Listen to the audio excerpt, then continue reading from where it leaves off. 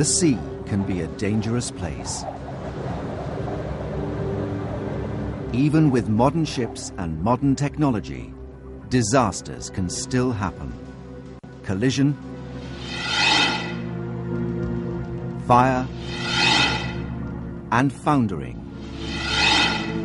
can all lead to abandonment.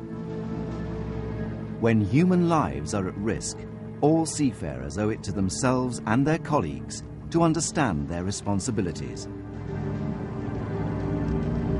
This series has been produced to supplement your ship's personal survival manuals, including the SOLAS Chapter 3 training manual and STCW requirements.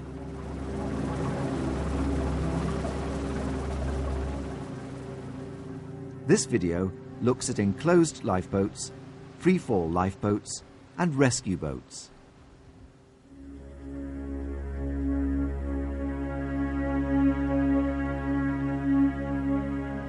In totally enclosed lifeboats, the coxswain has a control position. The boat is steered and the safety systems are operated from here. On some cargo ships, these lifeboats need to be lowered to the embarkation deck. But most totally enclosed lifeboats are boarded and launched from the stowed position. With all types of boat, once the crew have been mustered, the bridge is informed. With this lifeboat, the gripes are removed. The lifeboat is then boarded, the bottom plug set, and the painter passed out of the forward hatch and secured.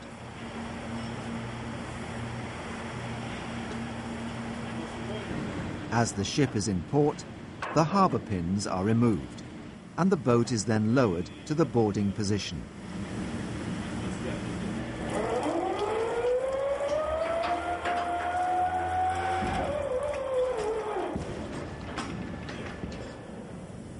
Once the order is received, the lifeboat is boarded.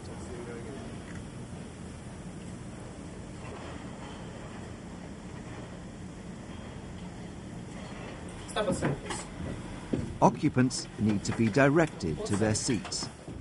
They must be spread out evenly, starting with positions away from the doors. They must sit down and strap themselves in.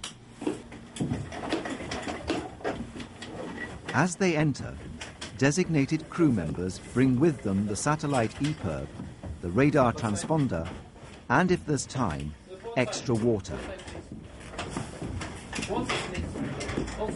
Once everyone is on board, the doors and hatches are battened down.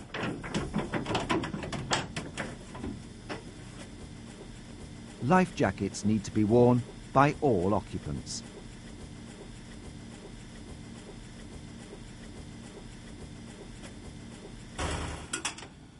The coxswain then straps himself in and starts the engine.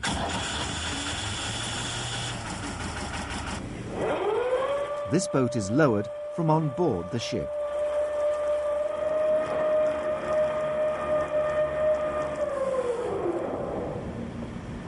Many totally enclosed lifeboats are lowered from inside the lifeboat. The coxswain pulls on the self-lowering cable. This cable is pulled down until it can be pulled no further. An automatic brake on the ship controls the maximum speed of descent. The descent can be stopped by completely releasing the tension on the cable. The release mechanisms on these lifeboats can operate both on-load, when the hooks are supporting the weight of the lifeboat, and offload, when the lifeboat is in the water and there is no load on the hooks. There are advantages in being able to release the lifeboat both off and on load, especially in bad weather. But all on-load release systems must have built-in safeguards against early release. In this release gear, both falls are connected to pivoted hooks fitted to the lifeboat. The hooks are held in place by a cam that presses against the lower front corner of the hook. When this cam is turned, by operating the release handle, The hook swings around its pivot. The mechanical arrangements ensure that both cams turn and both hooks swing at the same time, so both falls are released at the same time. There are other systems. One is called the open-top cone system. Again, the mechanical arrangements ensure that both falls are released together. Check your lifeboat manuals to see which type is fitted to your lifeboats. A further safeguard is the hydrostatic interlock in the keel. This prevents release until the keel is underwater. There is an override mechanism.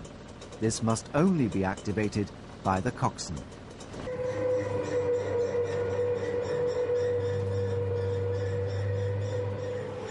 In heavy seas, the coxswain should either use the onload release method, stopping descent when the boat is 1 meter above the water and then releasing it, or use the offload release method by timing the descent so the boat enters in the trough of a wave. The coxswain pulls out the safety pin. When the lifeboat enters the water, the weight comes off the falls. The coxswain pulls back the release handle. This turns the cams, which release the hooks. The falls disconnect, and the lifeboat is now under its own power and the control of the coxswain. Different lifeboats have different systems. Make sure that you are familiar with the system on your lifeboats. As soon as the engine is running and the falls have been released, the painter is released. Like other essential operations, this must be possible from inside the lifeboat. If seasick pills haven't been handed out before, the coxswain orders them to be given out now. Good leadership is important in emergencies, and the coxswain must put himself in charge of the evacuees.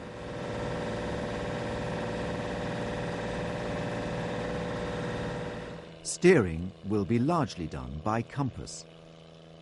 The buoyancy of totally enclosed lifeboats means that they're not easy to handle. Regular training is vital for their coxswains. Once the lifeboat is in the water, the coxswain should steer to a safe distance from the abandoned ship, taking into account all prevailing circumstances. This is probably upwind and clear of the bow and stern. The occupants of the lifeboat must always stay sitting down and strapped in. These boats are self-righting, but only if everyone is strapped in. The engines are designed so that they will still function should the lifeboat turn over and self-right. Some of these lifeboats are fitted with external sprinkler systems and internal air supplies to protect the boat and its occupants from fire and toxic gases. In a real emergency, once the boat has stopped in a safe position, the EPIRB would be switched on, secured to the survival craft and put in the water. The SART, the radar transponder, would be mounted and switched on. Using the radio on board, the coxswain should help organize the gathering together of all the survival craft. Maintenance is essential to make sure that all the lifeboat systems are fully operational. The stores must also be checked and replaced in line with flag state requirements.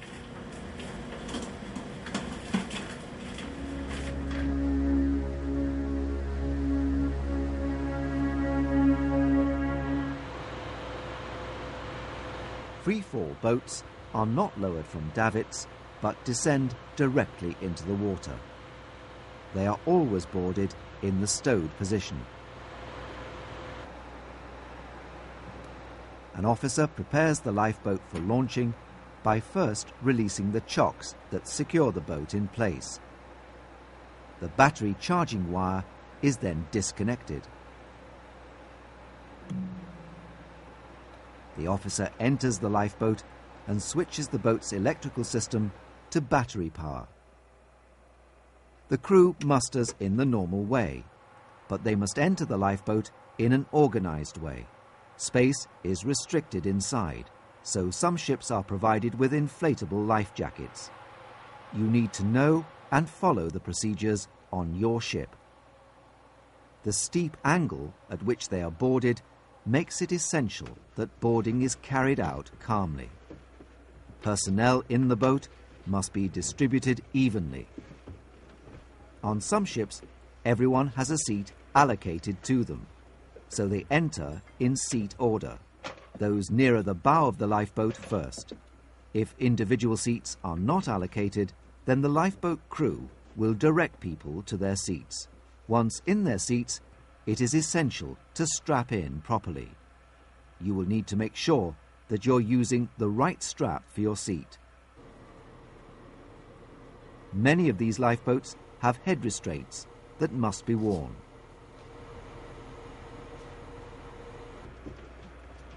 Entering by seat order means that the coxswain, usually the ship's captain, will be one of the last men to enter. He then starts the engine, preheating it for 30 seconds before ignition. Right, everyone secure? If the motor does not start for any reason, the lifeboat can still be used, as its speed of descent will take it clear of the ship. The designated person has the task of bringing on board the SART and EPIRB.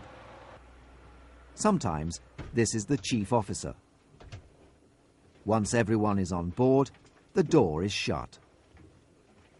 When everyone is seated, the coxswain checks the engine. He ensures that everyone is strapped in.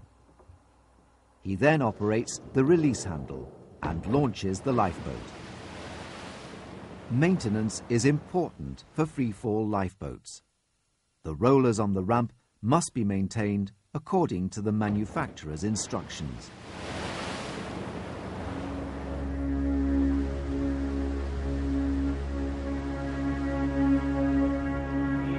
Passenger ships often carry partially enclosed lifeboats.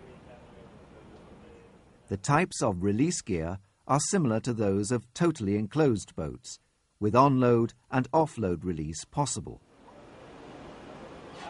Some ships are fitted with extending arm or sliding beam davits. With this system, the first step is to remove the slip hook of the gripes. Then the rest of the securing system is removed. There are many different types.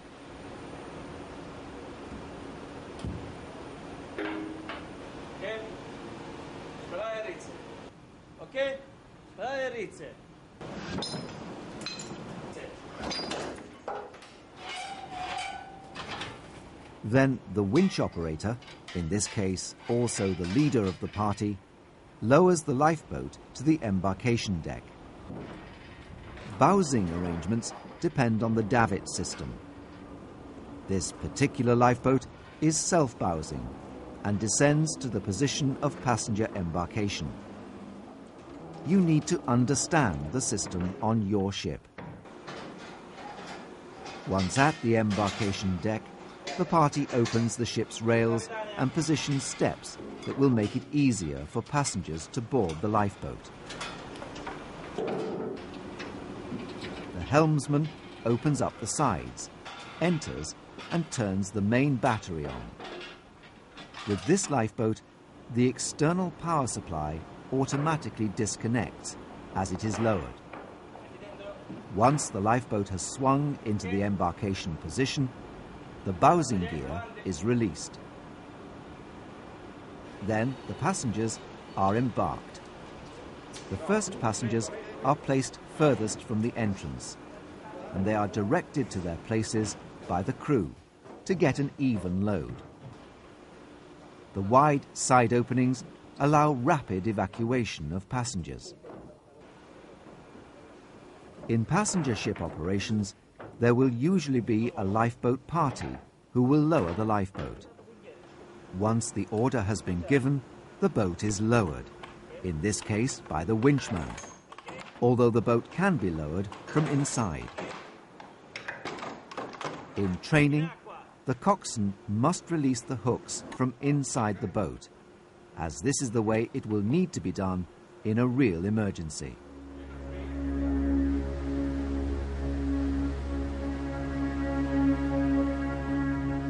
Under the SOLAS regulations, most ships have to carry a designated rescue boat. This can be a specially equipped lifeboat. Whatever type it is, it must be capable of being launched within 5 minutes and being recovered safely and quickly. A rescue boat has a crew of at least 3.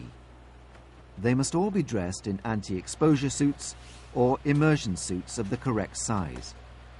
There are 2 types, with and without insulation. Your ship will be equipped with the type that you need.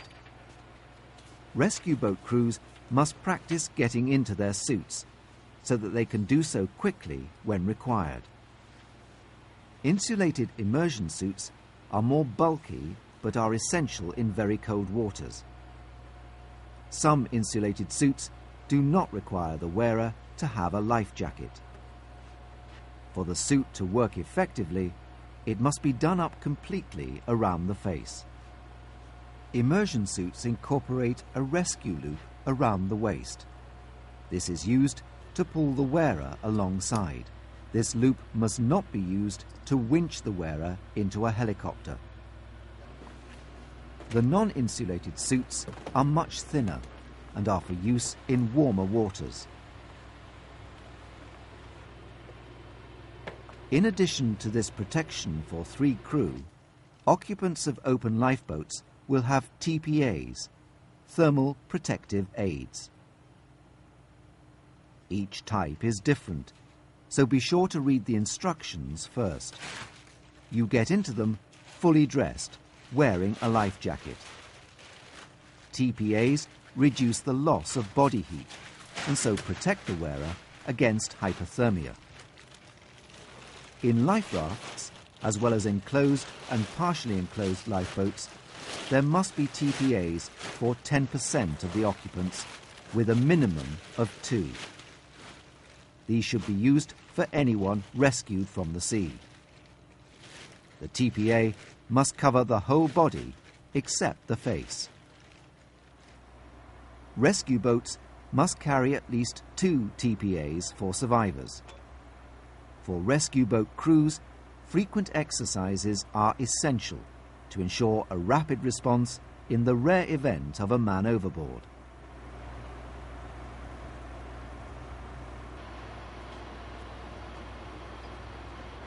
In this exercise, once the rescue boat is ready, the bridge is notified.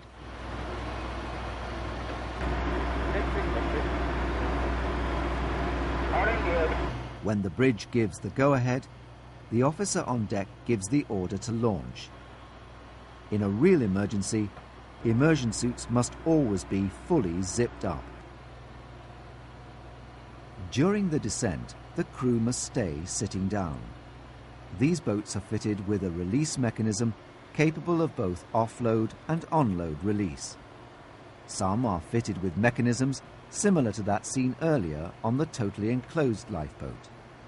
However, many administrations allow the use of a single hook attached to the fall, provided that it has multiple safety checks built into its operation. This rescue boat is fitted with such a system. In this exercise, the crew wait until the boat is in the water and use the offload release.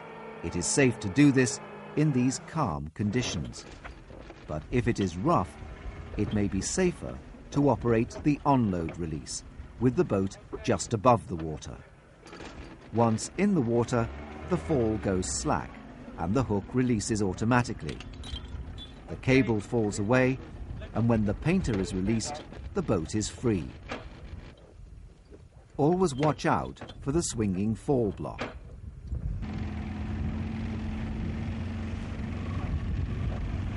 When making a recovery, the rescue boat should first make an approach at a safe distance to get into the right position and to show that help is at hand. The casualty is then approached with the wind at about 45 degrees on the bow. The 2 crew members go forward as the boat comes up on the leeward side of the casualty. This direction of approach avoids the danger of the rescue boat, with its greater leeway, being blown onto the person in the water. The two crew members get hold of the casualty, turning him if necessary, so that his head points towards the stern of the rescue boat.